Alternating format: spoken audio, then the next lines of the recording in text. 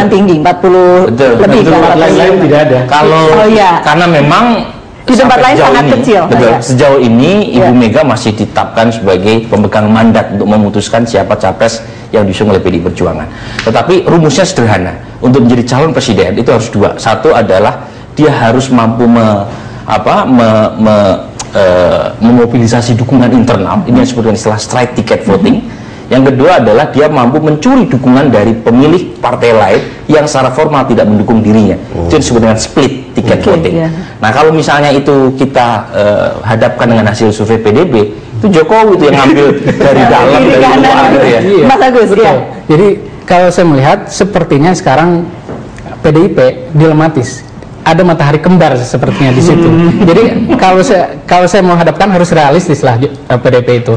Kalau dia pengen menang dan menjadi ini ya ambil Jokowi, karena Jokowi bukan hanya dari non partai, coba dari segi apapun, misalkan dari segi domisili. Itu dari segi domisili saja itu Jawa dan luar Jawa sekarang Jokowi naik signifikan, itu luar Jawa naik signifikan.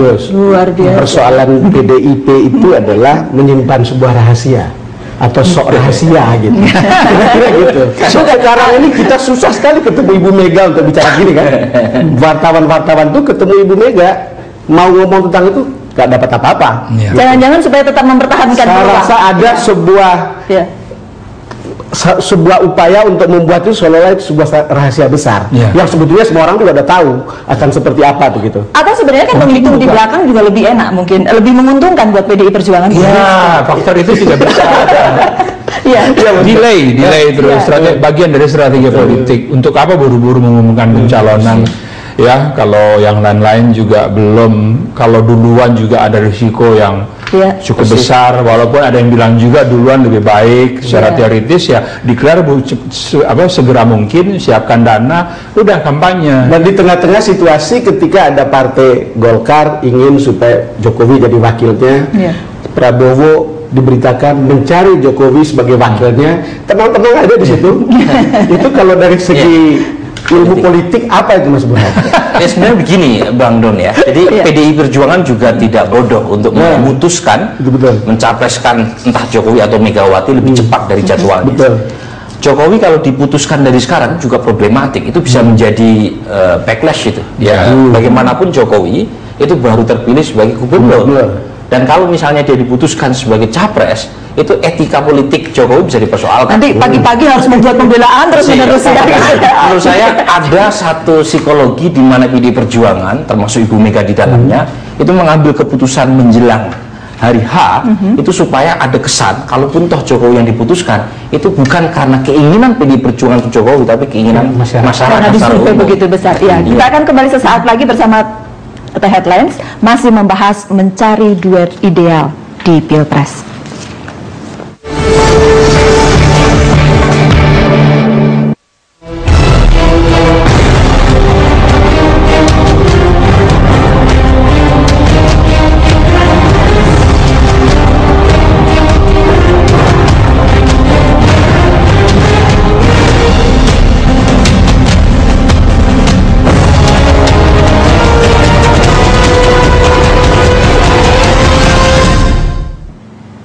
Wajah pemilu 2014 diprediksi hanya akan ditentukan oleh 4 partai politik.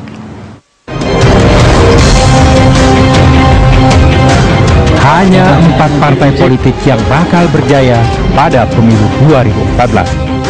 Survei terakhir Pusat Data Berita 1 PDB bulan Juni 2013, PDI Perjuangan berada di puncak dengan tingkat elektabilitas 14,53%.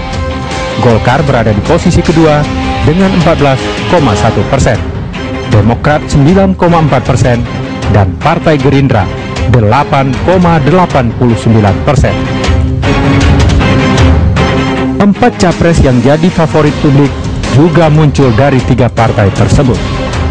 Kader non-struktural PDIP Jokowi berada di posisi puncak. Gubernur DKI Jakarta ini mengalahkan 3 petinggi partai, yakni Ketua Dewan Pembina Partai Gerindra Prabowo Subianto yang berada di urutan kedua. Bos Jokowi di PDIP Megawati Soekarno Putri di posisi ketiga, dan terakhir Ketua Umum Golkar Abu Rizal Bakri. Satu-satunya partai yang tidak menempatkan capres di 4 besar hanya Partai Demokrat. Apakah realitas survei merupakan potret dari apa yang akan terjadi di pemilu mendatang?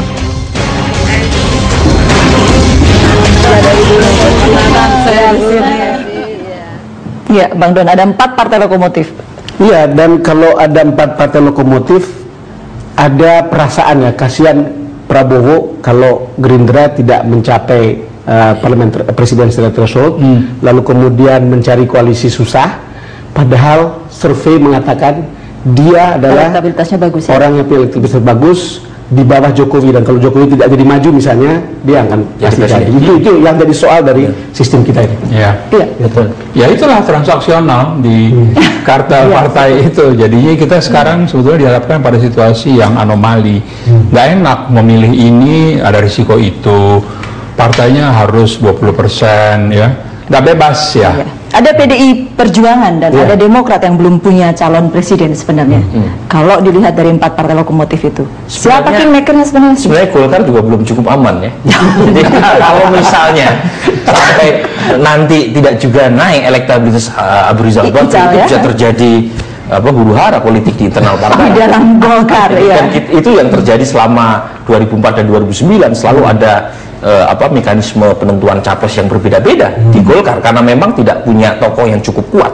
Elektabilitas tokoh Golkar selalu di bawah elektabilitas partainya. Itu yang pertama. Yang kedua, untuk Demokrat memang sangat tergantung apakah hasil konvensi yang akan dilakukan cukup fair dan mampu menarik perhatian publik atau tidak.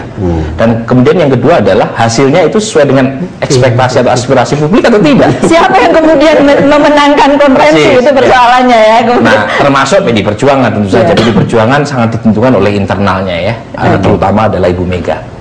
Jadi yang satu elektabilitas ketumnya kurang bagus, yang satu Tapi partainya stabil ya bagus, yang satu rahasia itu. Yang satu lagi tergantung konvensi. Jangan memang seperti waktu. Enggak, ini tahun depan. Saya teringat pada ceritanya Pak Yusuf Kalla. Ada partai, ada yang punya band itu partai. Ya, ada penyanyi, penyanyinya nggak ada, gitu. Lagi cari penyanyi, lalu ada penyanyi bagus, tapi bandnya nggak bagus. Gitu. Jadi ini seru ini. Saya setuju landscape 2014 hampir sama seperti 2004. Cuman menurut saya kali ini akan berbeda, Mas. Kalau 2004 hampir semua orang berbicara tentang harapan. Ya, betul. Gitu. Kalau ini menurut saya orang kembali ke belakang soal track record. Itu yang menyebabkan Jokowi orang menunggu bukan karena ada harapan saja, tapi juga track record. Dan kenapa tokoh-tokoh lain yang lama yang Anda bilang tadi recycle, ya sampai di situ saja. Jadi 2004 nggak ada track record. Tidak ada, tapi orang berharap ya. Gitu. Mas Agus, kalau dari survei apa sih alasan mereka, ada nggak yang menyebutkan respondennya kenapa begitu?